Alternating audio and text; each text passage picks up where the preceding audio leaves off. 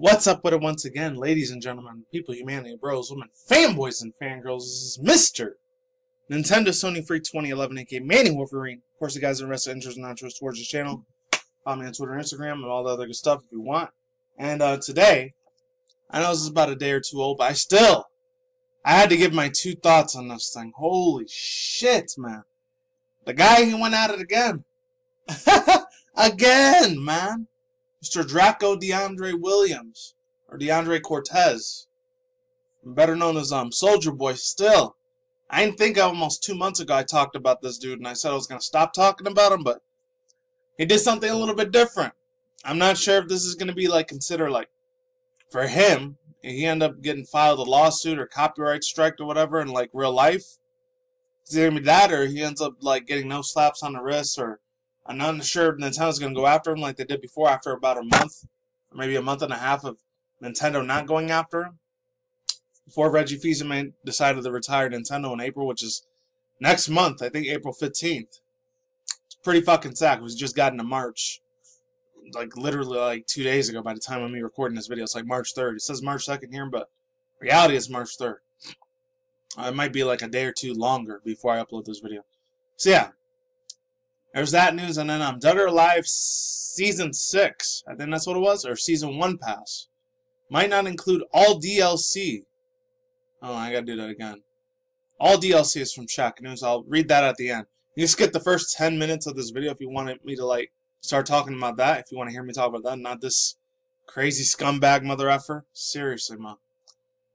Anyway, so this comes from Raw Meat Cowboy. I'm not sure if that's an article writer or just some dude on Reddit or 4chan posting this on Go Nintendo. I don't know. It says Soulja Boy released this new track called Zelda Samples.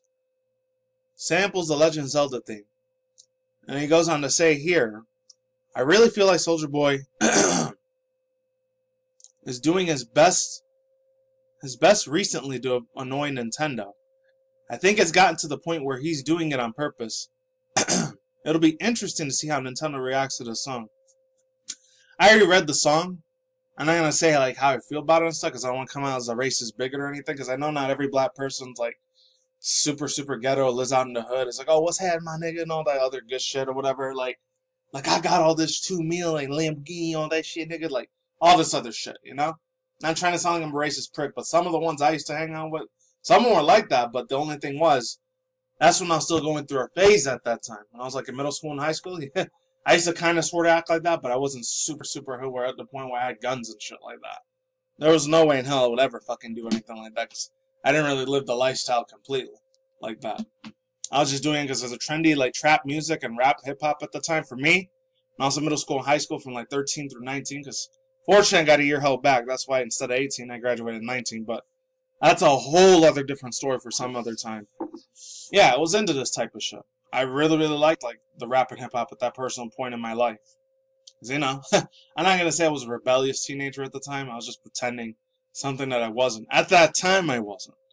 Anyway, other than that, yeah, I'm gonna read the other article here from Nintendo Soup. I usually talk about this, not this article a lot per se, but a little bit. Sorry about that. That's my keys rattling in the background. Anyway, so it says, Soulja Boy claimed he made Reggie Fils-Aimé retire from Nintendo of America. I doubt it. There's no way in hell that's the reason why he left Nintendo. It's because he wanted to spend more time with his family and his real-life friends. That's what he said himself, Mr. Fils-Aimé. He said a few weeks ago, the sad news was released to the world that the president of Nintendo, Reggie Fils-Aimé... Oh, links down below if you want to see the video that I talked about it in. I got a really fancy suit and everything, too. I don't know why I did that for, because, I wanted to think I was a news reporter or anything like that, because I'm not. I just wanted to pay my respect and condolences for him retiring. That's why I used the white suit in that video, so links down below for that if you're still watching. Reggie Fils-Aimé would be retiring with Doug Bowser to be taking over the role in April this year. I'm going to say next year. Of course, everyone made fun of the dude's name, Doug Bowser, because he has the same name as Mario's enemy, Bowser. I saw a fuckload of memes when I was when I was seeing which article I was going to read about that. There's so many of them, it's just freaking ridiculous, man. So let's move on. Since then, many fans have taken to Twitter to pay tribute to his time at Nintendo, but Soulja Boy, who had trouble with Nintendo in the past, with illegal ROM hacks, illegal ROMs, has made a weird comment like this. Check it out below. Yeah, you guys could read that yourself. This is one of the most cringiest, fucked up kind of comments I've ever seen. I've seen an assload of them. Within the years I've seen Twitter, since way back when it started in 2007, way back, all the way up to now in 2019, I've seen my fair share of crazy ass tweets. And some of them are way out of this world. I can't even repeat any of the shit that they said, because it comes off as very, very, not offensive. It's just really grade A stupid. So it says Soulja Boy claims that he made Reggie Fils-Aimé retire as president of Nintendo of America, which immediately outraged many Nintendo fans. Check out the responses below. Alright, so there's all this. Oh, there was even one from Spawnwave, dang. That guy's pretty big when it comes to a lot of the video game industry style news. Well, shout out to him, that guy's real big. He ended up saying, wow, oh wow, this tweet went over as well as your game console. Oh wow, he just roasted the dude there. And shout out to that guy. I know he's really, really huge channel, but that guy has a lot of smart intellectual thinking, like how the quartering and Young A kind of thing.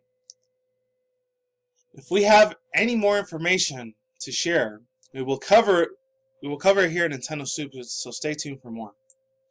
Alright, so overall thoughts, views, and opinions. I know he's probably just doing this as a publicity stunt again, like he did with his fake ass garbage fucking console that came from China.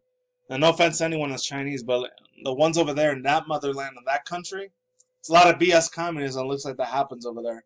A lot of George Orwell, 1984 shit that goes on over there, which is sad. Because a lot of the citizens just look sad, depressed, and really it's like they're getting the life force choked out of them. It's pretty fucking sad, to be honest with you. Oh, and last but not least, another extra comment I gotta say, because I remember I didn't really talk about it because I decided not to talk about it. I know he made that fake version of PS4, which is called PvP or PvSP, some fake ass rip off knockout or knockoff version of the PlayStation Vita or PlayStation Portable at that time. So he decided to put all these fake games into it. He got some garbage ass Chinese knockoff company to make this really, really plastically ugly looking finicky game. I'll leave a link in the description box down below to the video to see how absolutely fucking ridiculous that is. Because it looks like, like I said before, I'll say it again, it looks like complete, total, utter chaos and trash at its finest. It's something I would never ever spend my hard-earned money ever in a billion fucking years in this lifetime. So, yeah. Let's get on to this one. A little bit more weirder news here, because I've never really talked about a lot of Dead or Alive news. Some of it has a lot to do with SJW, like microaggressor, transgression shit, and garbage politics in games. I know you guys probably heard of that before from Jeremy. Anyways, this is kind of a rip-off thing. I kind of disagree with this shit. Maybe if it was $50 we'll spend it, but if it's almost $100, yeah, that's not for me, man. I love the game. I only played up to Dead or Alive 4. I never played 5. Probably won't be able to play 6 because I got a whole bunch of other extra money I got to spend besides bills and taxes. I got to spend on other games and shit too. Another IRL necessity. So it says Dead or Alive 6 Season Pass might not include all of DLC. I'll leave the link to the video down here too. So it says, this is from Kevin Tucker, so gotta give credit to the journalists where credit is due. Season 1 Pass for Dead or Alive 6 carries a hefty price tag and doesn't guarantee access to the game's latest DLC. The world of electronics fistcuffs found a new star today as Dead or Alive 6 made its worldwide debut. Excuse me. As with many modern video games, developers at Team Ninja have cooked up a season pass for the game that offers access to a host of downloadable content of to release in the coming months. However, the price and the content within might leave some of the prospective buyers scratching their heads. Not only does the Season Pass 1 for Dead or Alive Season 6 cost a staggering $93 and over $30 more than the base of the game, it might not include all the DLC planned to release throughout that season. The details are sort of baffling. The Dead or Alive 6 Season 1 pass is more or less of a giant set of costumes. 62 of them total, plus 2 of the new fighters. That's really not a lot for almost $100. Considering how many fighters and costumes come with the game itself for its standard $60 price tag. If the new fighters were $20 each, which even then is considered a steep price, that still leaves additionally $53 additionally just for the costumes. What's worse is that it looks like the Season 1 pass doesn't necessarily include all the DLC that will release throughout the March to June season. According to the Season 1 pass, Steam page, it says, quote, downloadable content not included in the list above may be released during the same period, but it will not be covered by the Season 1 pass. So this Dead or Alive Season 6 pass is almost $100, almost around half of which goes exclusively to costumes, and this might not give players access to all of the latest DLC. If buyers are going to put down their money, they'll certainly want to know what the season pass contains. You can read the other half of this article here. It just shows you like what other extra costumes that you're going to be getting, all this other extra DLC and extra fighting updates. So yeah, there's that. I'll leave the link to the videos, both of these, in the description box below. Overall thoughts, views, and opinions. I already watched the video myself. It was about 2 days ago. I gotta get my drink real quick. Hold on. Alright, I'm feeling more energized now. I don't know what's going on in the back of Team Ninja's developers' heads, but I feel like that's a little bit of a ripoff, man. Seriously. That's almost $100 fucking dollars, man. You expect me? I'm not made out of money like Bill Gates or the guy that owns Disney. Something Eisenhower. I don't know what his name was. But this is a little bit of a kick in the balls here because, oh man, I mean, for some people it's no problem. They'll pay the $93 and they'll still be happy with whatever type of DLC they're going to be getting in the next few months to come, as more new information rolls out more and more to this game. But man, I already heard a lot of controversy about the whole jiggling effects of some people, especially here in the United States. A lot of these stupid snowflake butthurt SJW fuck bitches. They're complete cunts. I still don't like them. They're one of the most dumbest fucking ignorant people on the fucking planet. So screw them. Because they're not really doing no social justice. Seriously. If anything, they're trying to like go back to regress herself in the fucking 1950s and 60s or whatever. And I don't agree with that at all, one bit. Censorship, it shouldn't be around. I'm just saying.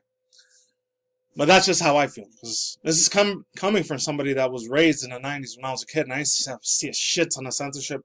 It annoyed the fuck out of me. I didn't like that fucking crap one goddamn bit. Seriously. The only good thing I gotta say about Team Ninja, hopefully, I think it's like Team Ninja over there, like freaking, the people that were the same studio developers that were like making the Dead or Alive 6 series. Only thing I gotta say is this: they toned down their price to maybe $30 or $40. I'll get it. But 93, yeah, you know what? You just lost a customer there. I'm not getting it. Sorry. I'll probably just watch a bunch of live streams on Twitch about this game instead of just getting it myself. With that being said, that's all I gotta say for now, and I'm out. Links in the description box down below. Cartel no sign. I'm out here. Peace out once again, ladies and gentlemen, bros, women, fanboys, and fangirls, and as always, otakus and Hikikomori out there. I'll see you when I see you guys. Good day, have a good night. Wherever you are at around the world out there. Stay tuned for more future article session reviews, including video gaming industry news, anime manga news, internet news, and that wraps up the video. Peace out, my sauerkraut. Late and goodbye. We'll see all of you on the flip side. Take it easy. I'm going. I'm out. Stay tuned for more future content on this channel, and I'll see you guys soon. Later.